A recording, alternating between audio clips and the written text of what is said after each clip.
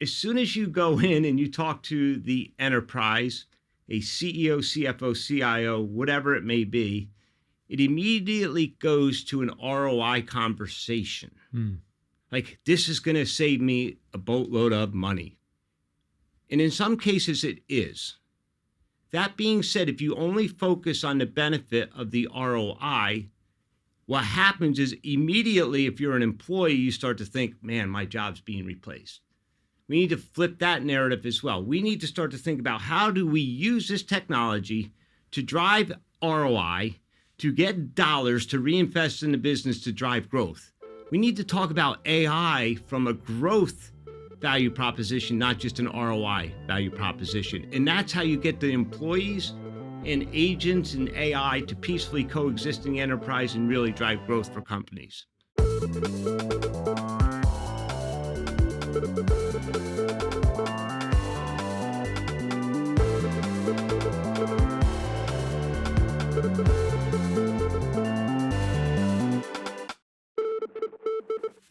Greetings. Today we're joined by current Workday CEO, former Sequoia partner, and perhaps the most beloved executive in technology, Carl Eschenbach. Workday, as you may know, is a system of record for people and the numbers produced by those people. As we move into a world where people are complemented by AI agents, Workday is on a path to become the system of record, not just for people, but also AI agents, and of course, all the work done and numbers produced by those people and those agents. Carl talks about Workday's three-pronged approach to monetize AI through seat-based pricing, role-based agents, and consumption-based API access. He also talks about how to implement AI and how to transform a company while preserving your culture and values. We hope you enjoy. Carl, welcome to the show. Thank you for having me. It's great to be here with both of you. I couldn't think of two better podcasters to be with. Sonya and Pat. Come on. We couldn't think of a better venture capitalist who is moonlighting currently as a CEO to be doing this show with. Okay, moonlighting. I like that. Actually, I am moonlighting because I have responsibilities here with you and my other job, right? Some days I wonder which I'm doing more. No, I didn't say that. I'm doing the other one more, if I'm honest. But I appreciate still being part of the partnership. It's an incredible opportunity to still engage with what I think is the most iconic venture capital firm of all time, Sequoia. And just to be around it in some capacity and see people like you and all my partners is truly a blessing for me to still be involved. So thank you. Thank you. We really appreciate that. All right, we're going to start with a question on Workday. Okay. So you guys are the ultimate system of record for people. In a world where AI is replacing people, what happens to the system of record for people? Interesting. So if I may, we are the system of record for the two most critical assets of any company, their people and their money. Okay. Because we have the financials platform. Good distinction. And interestingly enough, they're one and the same. And we get asked, and I get asked all the time, you're a system of record in the enterprise. AI is coming. It's a transformative technology. It's going to disrupt everything, especially in the enterprise. And companies like you might be in trouble. And I would say, with a bias towards being biased, I think we're in a very unique position. And let me explain why. Today, 20 years old as Workday, we've been managing and supporting our clients' most critical assets, as I said, Pat, their people and their money. Yep.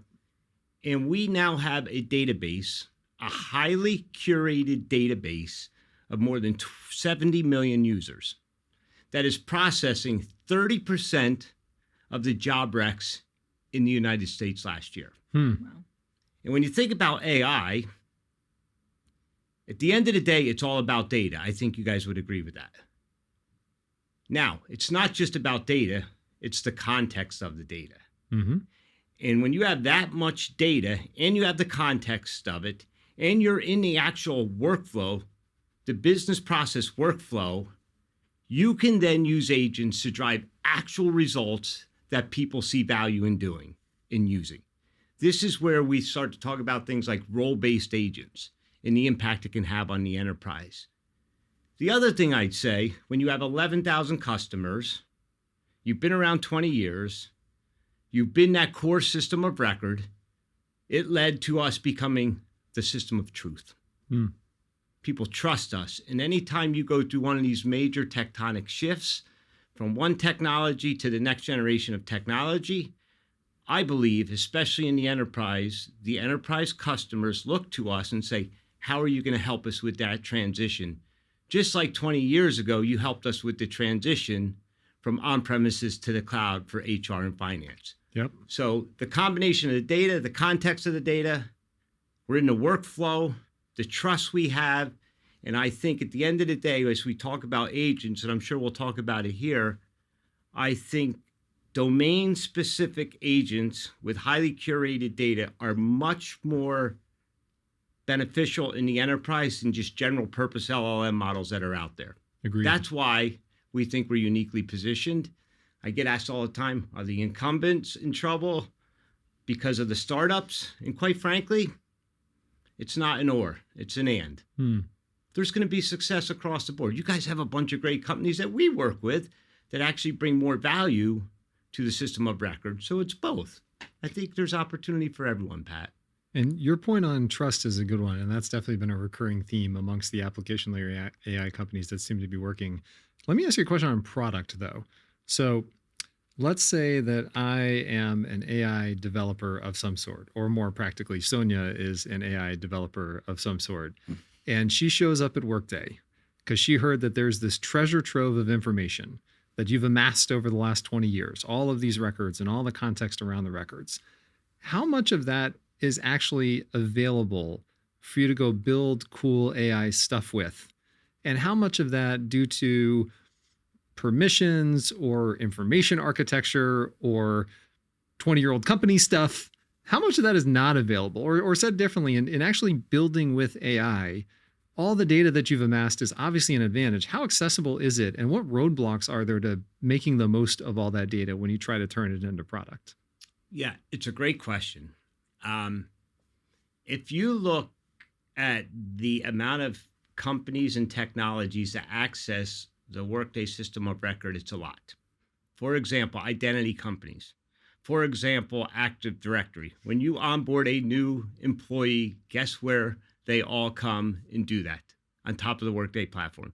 Today, they do it through an open set of APIs, general purpose APIs that we put out there for people to develop on and connect with us. Going forward, as we start to think about this world of AI and the potential of all of these agents entering the world in the enterprise, someone has to think about how you onboard them in a secure, responsible, ethical, compliant way and make sure their identity and access controls and all the data they get access to has governance around it. Today, that's the risk. That is the risk in the enterprise. When we talk to CIOs, the first thing they say to us, we love agents, we love this technology, we love what potentially could happen with agents, but we are concerned we're seeing agent sprawl across the enterprise. My analogy, Pat, is remember when we always used to talk about shadow IT creeping up? Yep. And how do you get it back? Because of the security and compliance and controls that you want in a corporate headquarters or a corporate function. That's what we're seeing. Now, what we're seeing is people want to bring agents into the enterprise. They want access to our records. They want to onboard them just like we would a human worker. They want to do it with a digital worker.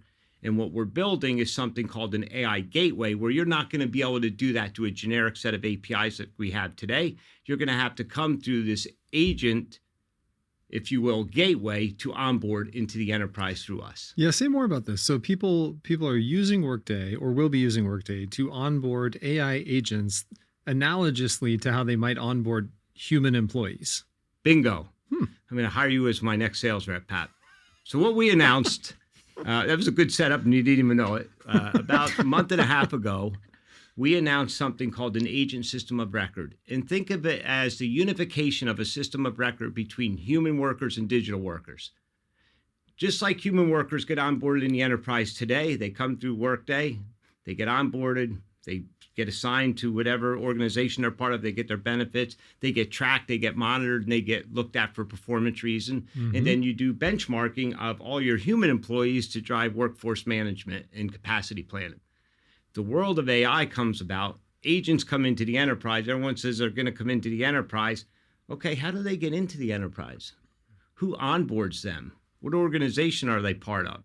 What access rights do they have? Who controls them? Who measures them? No one today.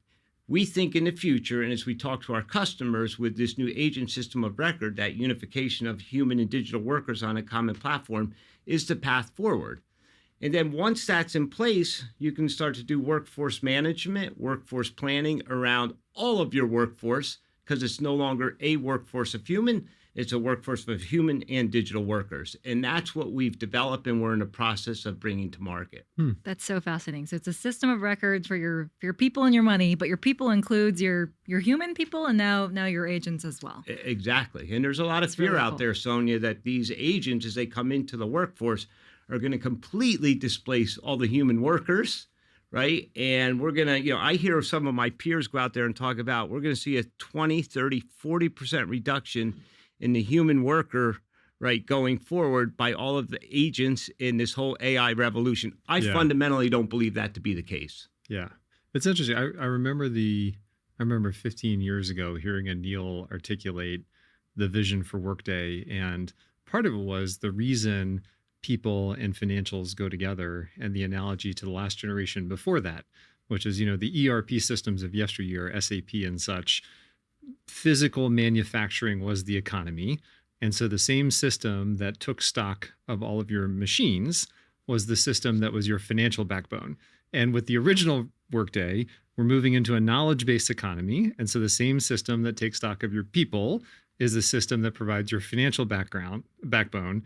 And now as we move into an AI-driven economy, the same system that takes stock of your agents is the system that is also your financial backbone. Yeah. And because it's fluid between the people and the agents, it makes sense that it would all live in one place. And if you think about, the Workday platform, everyone thinks about us having a HR platform and a finance platform. But if you look at the architecture, they're one and the same, exactly as you just described.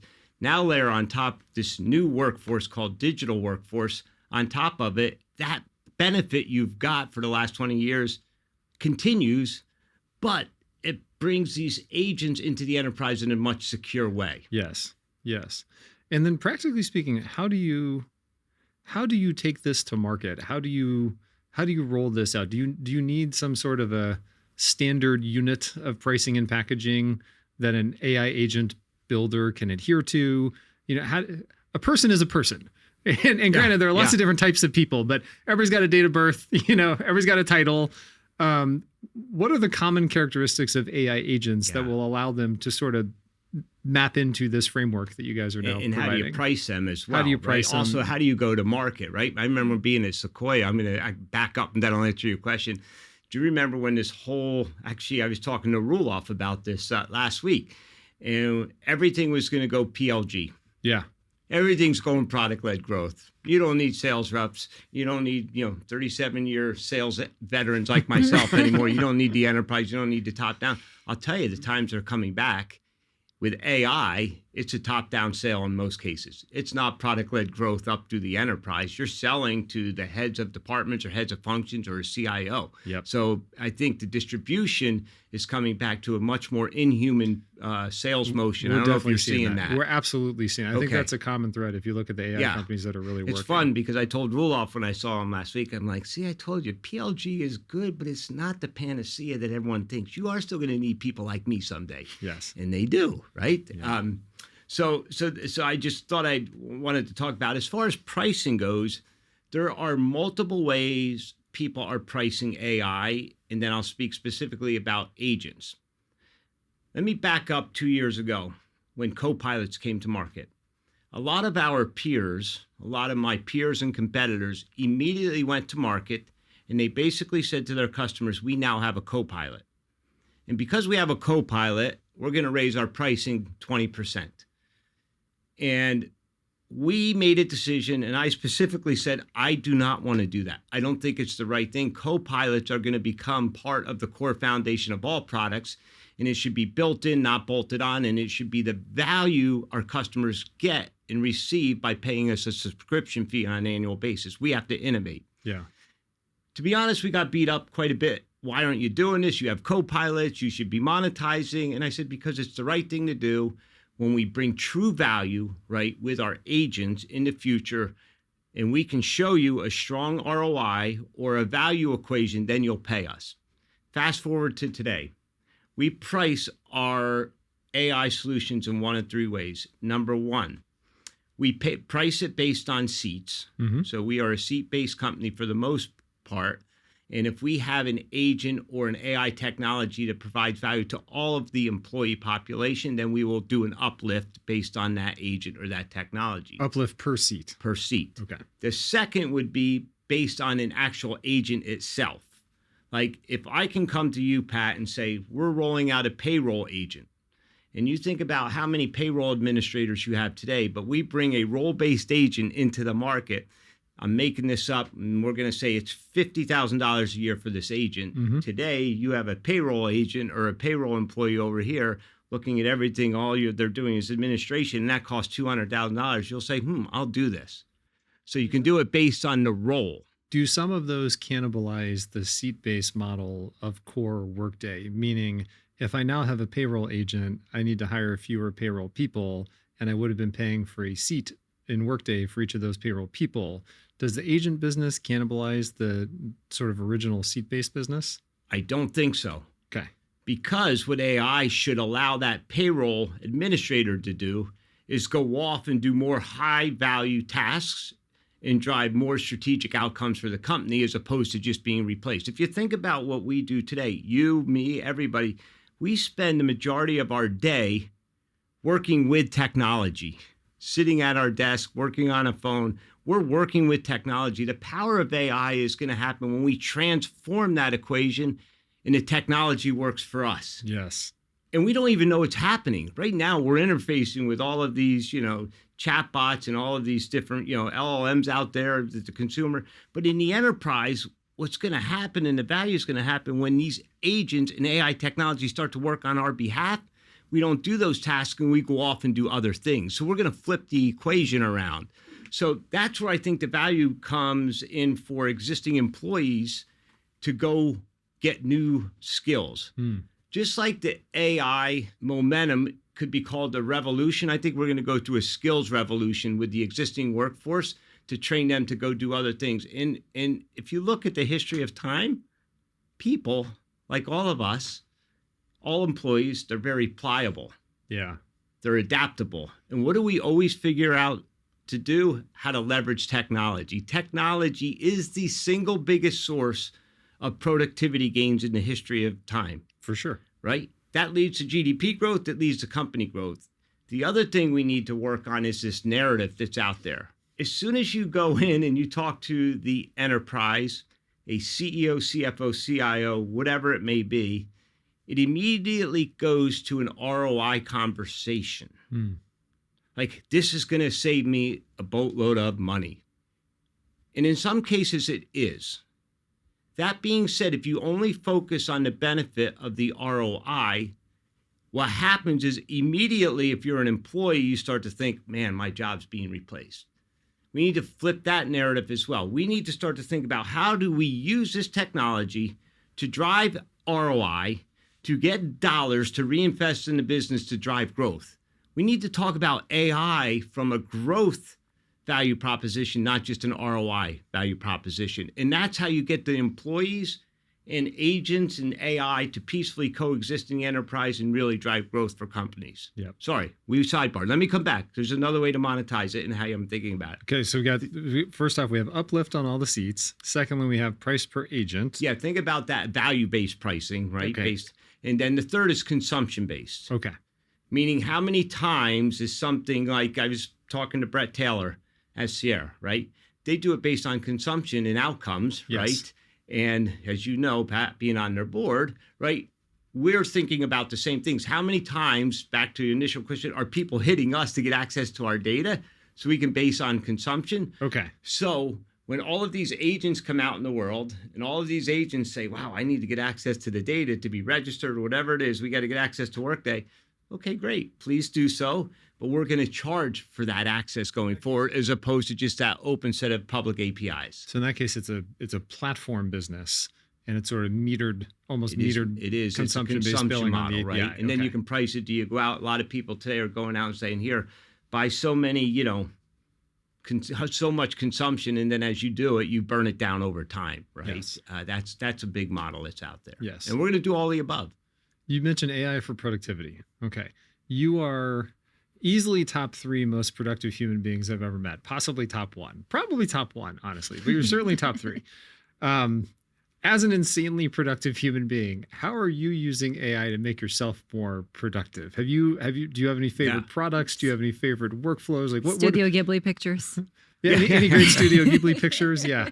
What are you doing with AI to make yourself more productive? Yeah, so inside of Workday, and then I'll talk about how I use it too. Inside of Workday, we've rolled out a whole bunch of, productivity tools around AI. We have Slack AI, we have Zoom AI, we use Gemini all the time. Gemini is something I use all the time.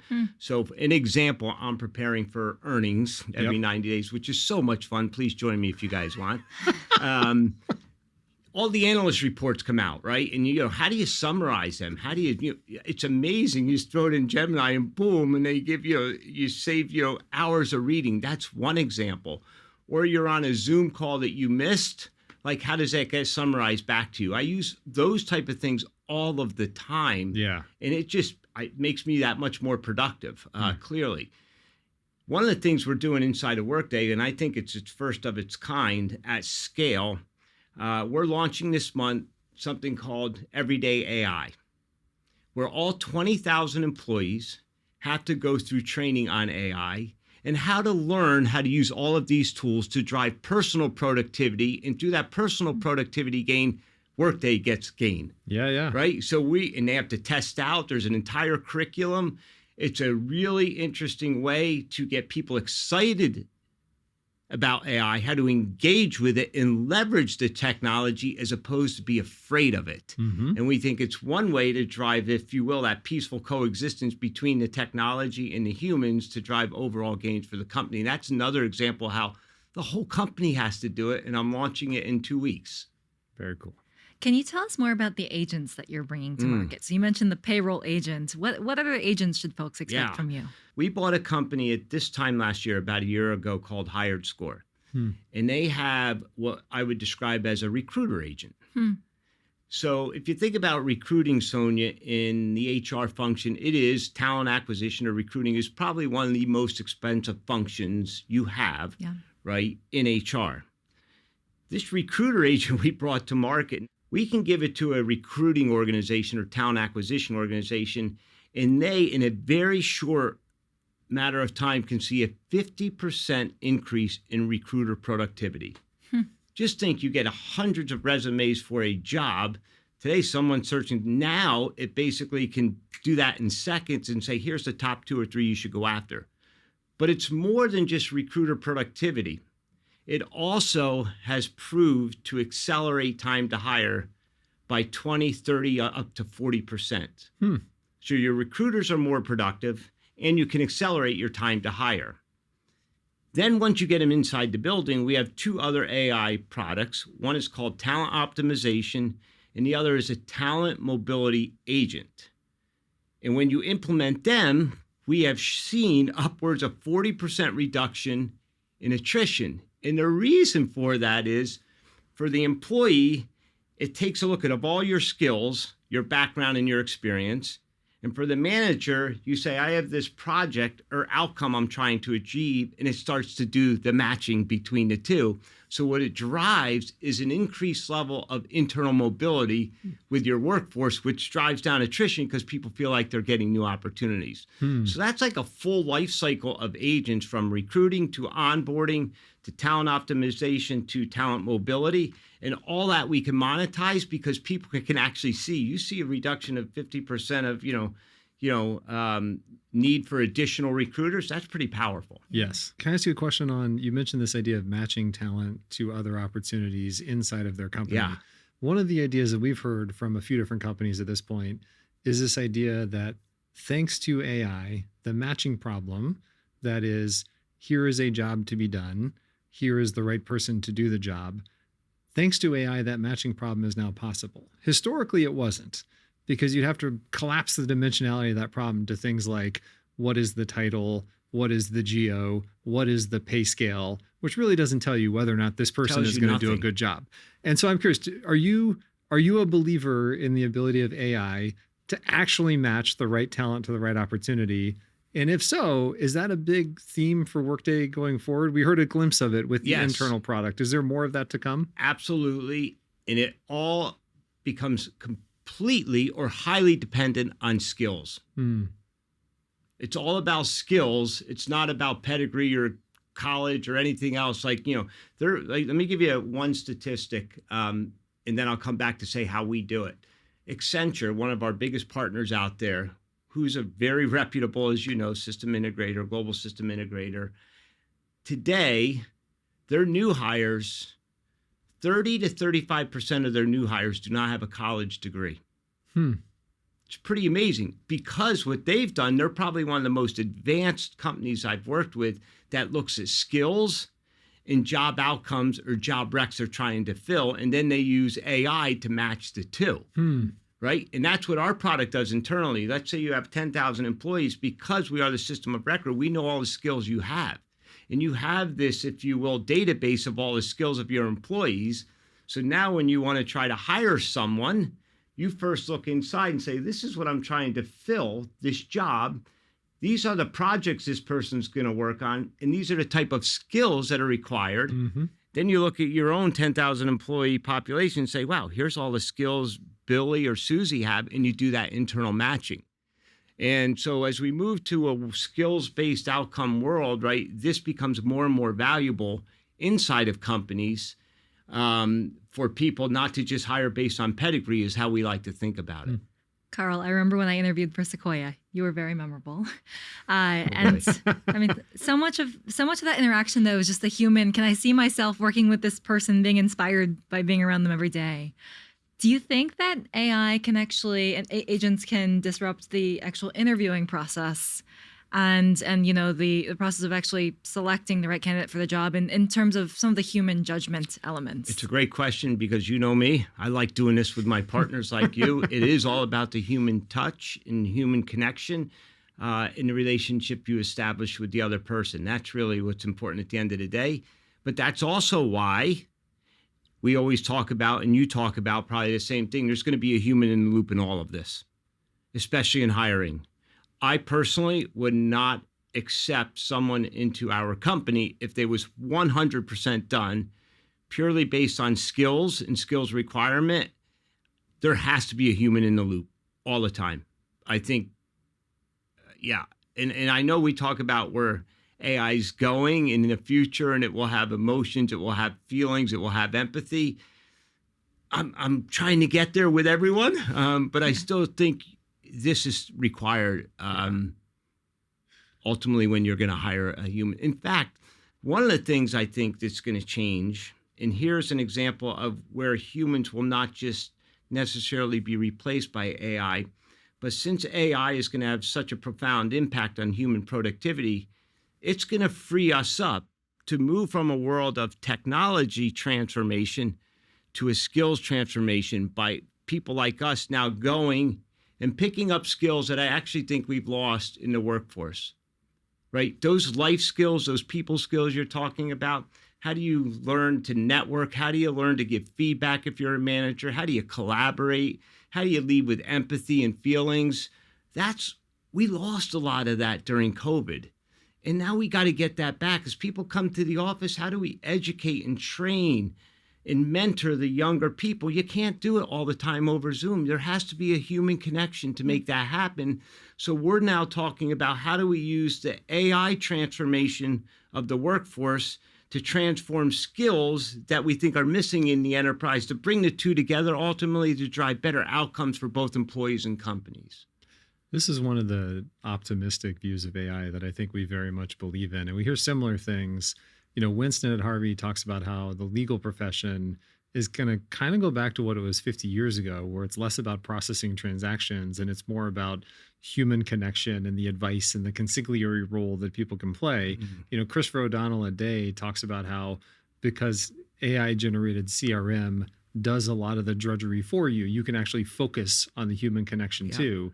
And so I think the optimistic view and sort of what I'm hoping for out of the world of AI is technology, to your point earlier on how we work for technology and it's going to work for us.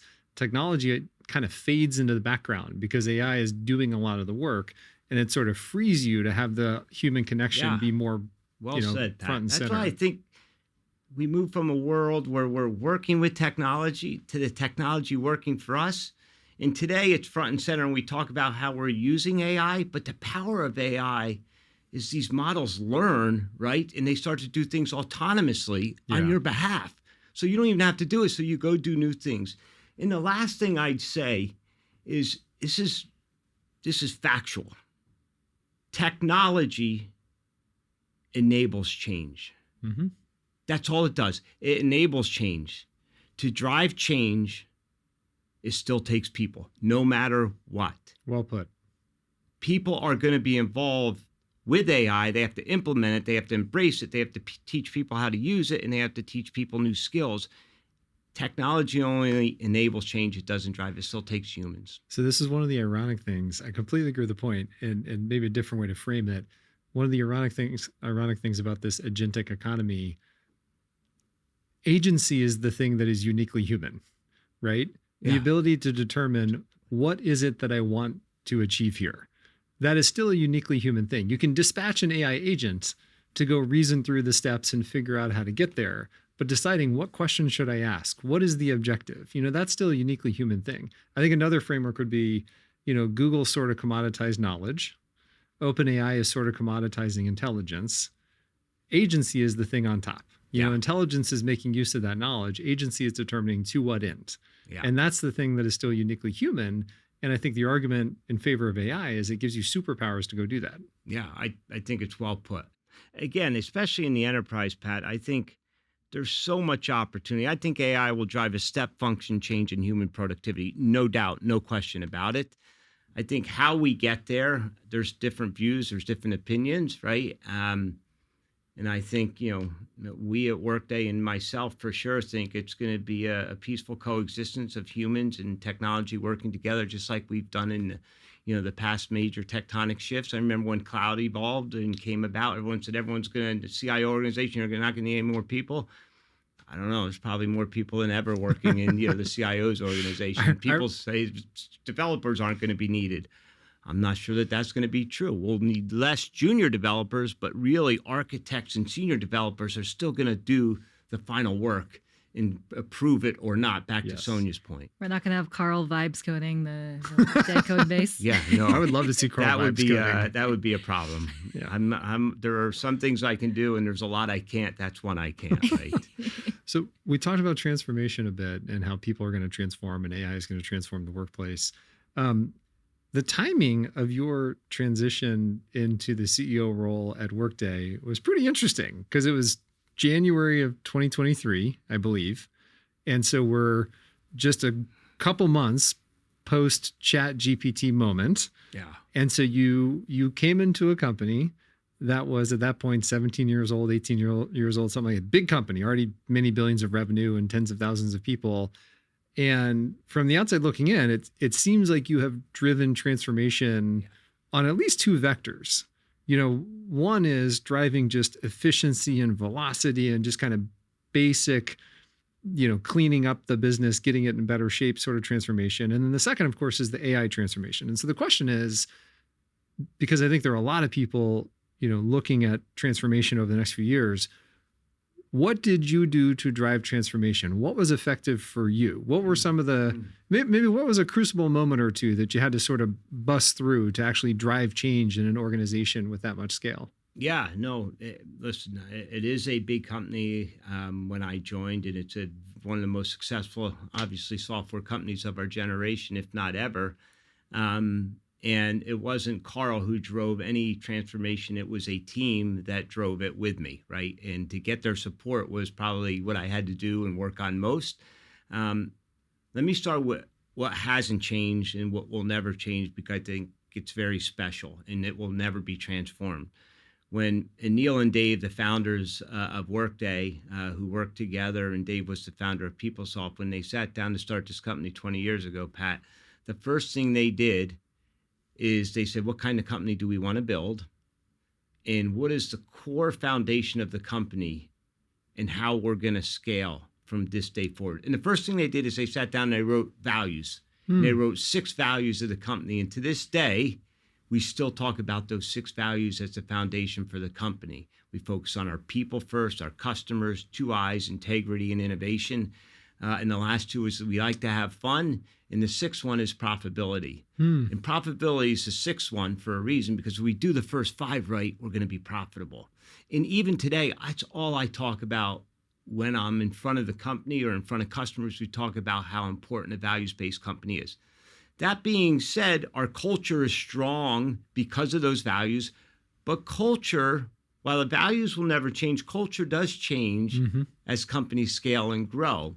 And part of our transformation is to think culturally, how do we actually become a bigger company?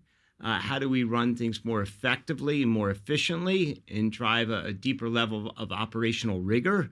How do we transform? A lot of work has been done because probably of my experience and background. I can't change who I am or where I came from on the go-to-market side, how we've segmented the market, how we've gone deeper into verticals, how we've expanded and built a true partner ecosystem. I now say I don't want to build just an ecosystem around Workday. I want to build an entire economy. Our partners are now not only deploying us, but they're all now taking us to market. They're selling on our behalf. They're being rewarded. And most importantly, they're innovating like crazy on top of the Workday platform. We're unique that we're both a platform company and an application company at the same time. And the platform is starting to resonate as we open up the aperture. Some of the things we talked about earlier to allow people get access to the platform. They're innovating on top of us. And then they build it once a partner can, sell it to our marketplace and sell it to our 11,000 customers, right? Build it once, sell it to many. So we've done a lot on that side. And then on the technology side, yeah, I stepped into this. Everyone knew about AI. We knew AI was going to become, a big part of a company like Workday. It always, has been on the roadmap. In fact, if you talk to Anil, who I think is one of the most, thoughtful, mindful, and smartest, enterprise software guy I ever met, like he's been doing AI and machine learning in the platform for a decade, right? That's what he said. So this is just the next evolution. Now, I didn't know stepping into this, like this was going to happen this quick. And I think one of the things that we've done in some of the transformation and crucible things we're doing is moving with speed and velocity at scale. Yep. Like we're moving much faster. Where we have a sense of urgency because we think we're uniquely positioned because of the data set we have. We think we got to move quick before anyone tries to come and disrupt us. So we're focused on disrupting ourselves. And I think that's been a lot of fun.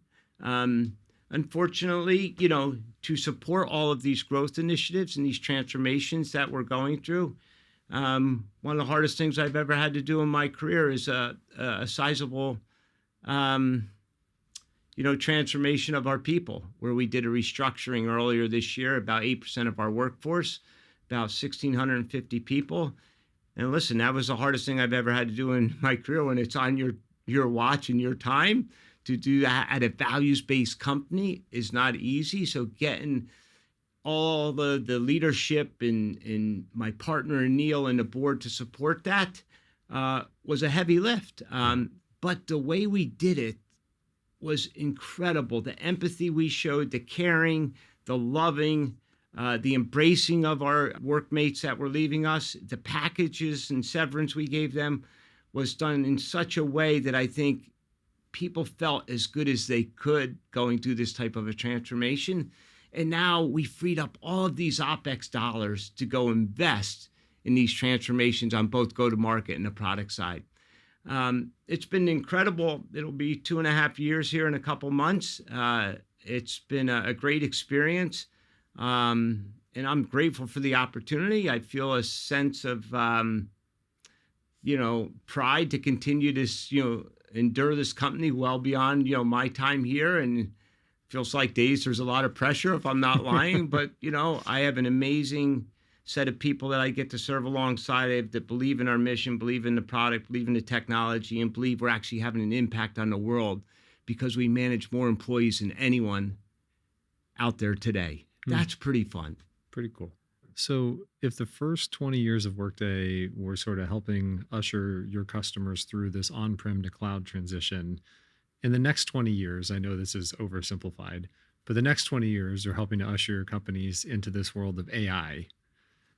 Does the nature of the moats that you build as a business change when you go into the AI world? Or said differently, you've had this wonderful moat historically, which is being a core system of record that a lot of other applications sort of orbit around. Does the nature of the moat for the next 20 years change with AI, or is it kind of more the same? It's just the AI version thereof. I think the moat remains the data. Yeah. When I think about data is the new UI UX for AI. Think about that. Data is the new UI UX for AI, right? Garbage in, garbage out. Highly curated data with context in, great outcomes with agent. So I think it's both. I think our moat is what allows us to build the next set of moats, and that is role-based agents. Yeah. And if we can bring role-based agents, because if you think a lot of today, what you see in agents, a lot of them are just super co-pilots. They're task agents. They call them agents, but they're doing a task. Yes. And it's automating some repetitive task, right? You think of RPA on steroids almost, right? Yes. When you go into a world where we leverage the moat of data and we have the context of the data and we understand the skills humans have, think about now building role-based agents that doesn't do a task, it picks up skills. And because we know that, I think that's going to become our next big moat, along with the data we have as we transform how people work alongside of agents and not just use them to solve a repetitive task. So I think as the world goes into the future, because of that moat, I think people do trust us to help them navigate the unknown of AI, to help them, take advantage of it in the future. Specifically, obviously, we're not a consumer company, but in the enterprise. Should we jump in a lightning round? Uh-oh. Let's do it. I'm going to surprise you. Go for it. Okay, Where's me the first. lightning? Come on. Which of your beloved Sequoia partners do you miss the most? Oh, wow. I got it. Ready? Yes. Emily. There you go. Ah! Nailed it. Emily Fraker, I hope that's you're actually listening. that's the best answer you could have possibly given, because I don't think anybody will take offense at that answer. Listen, I love all my partners. Listen, as I said earlier, Sonya, I'm so grateful you gave the old operator a chance to come in. And I think some people were nervous about me coming in, but I dove in. I learned. Thank you to you two, especially. I'd attempt to write those damn memos. Then I'd be like, all right, that's enough. Let me get some help. And you guys would just, I remember the red lights coming back. I'm like, damn it, I thought that was really good until I give it to you two. But I hope you saw that I came in with no ego and came in as an apprentice, and I dove in and learned and cold called prospect. It was like I went back 30 years of my career. I was banging the phones, and I didn't think I was any different than anyone else. And hopefully you saw that. It was amazing. It was an inspiration to all of us. This is a thing that I don't think people appreciate, is like I think people assume that, oh, well, Carl is such an amazing operator. You plop him down in a venture capital firm. Of course he's going to be successful. I don't think what people realize is the degree to which you embrace the beginner's mindset and like truly learn the job from scratch. Yeah. And that was it was hard. Truly inspirational to everybody. But I had people like you, like, and Doug and Ruloff and Jim, and you name all the every little partners, like everyone, like, I remember coming out of partner meetings and I'd say, get in this conference room. What's a DAO? What's a MAO? What's this? I'm like, what are you guys talking about? Right. And then you learn it more. And yeah, but no, it was a great, it was amazing. That's why I still appreciate being around all of you. Yeah. All right. Next question. I think that it's safe to say you would be a consensus pick for most people's Mount Rushmore of CEOs. No, God, no, Pat. Who is on your Mount Rushmore of CEOs? Who are the 4 CEOs that you really look up to and admire? Wow. One would definitely be top of mind comes Joe Tucci, just an incredible human being, incredible leader. People would run through walls for him as I would. He was pretty special. I don't know. I haven't thought about that, Pat. I don't know him well, but I'm super impressed with what Satya's done. Yeah. Like, he's pretty impressive watching him come up from the technology side and his success. I thought it's been pretty impressive. Geez, I don't want to call anyone out because then I'll miss someone. You could just leave the fourth spot open and say, hey, you know who you are. Yeah, that's actually a really good question, Pat. I must admit. I don't know if I have anyone top of mind, but I really get impressed with people who find a way to have longevity as a CEO, and that are very pliable or adaptable as things change in the world. Right? They don't just kind of root themselves into what they were or how they used to lead or what they used to think, but they think about how to transform themselves. Just like we talked about business transformation, how do you personally transform yourself to operate in whatever era you're in? I think people who have a long career as a CEO is something I'm always impressed with as well. I don't know. And then the fourth one, there's many. I'll use your line. There's so many of them out there, I can't even think of answering only one. Fair enough. Favorite AI app that you use in your personal life? What do you do with your wife and your kids with AI? No, I use Gemini partly because it's accessible. I mean, I use ChatGPT, right? I definitely use them a lot, just asking questions. Yeah, that's what I use probably more than anything else, just a generic, I'm going to start sending you some AI songs. Yeah, there you go. I think my kids use some. They send me funny stuff, and I'm like, what the hell are you guys doing? Right? But no, I just use more of the business tools around AI to try to help me become more productive and get more hours in the day. Yeah. For any founders who are listening, who are in the process of growing into being CEOs, if you had to pick one piece of advice to give them, what would the one piece of advice be? Yeah. Quite simply, it would be to focus on the success of others, not focus on your success. That's very well put. All right. Thank you, Carl. Thank you, partners, for having me. Thank you, Carl. An honor and pleasure to be here with you. It's great to be inside the Sequoia building again. Thank you. It's great to have you back. Thank you.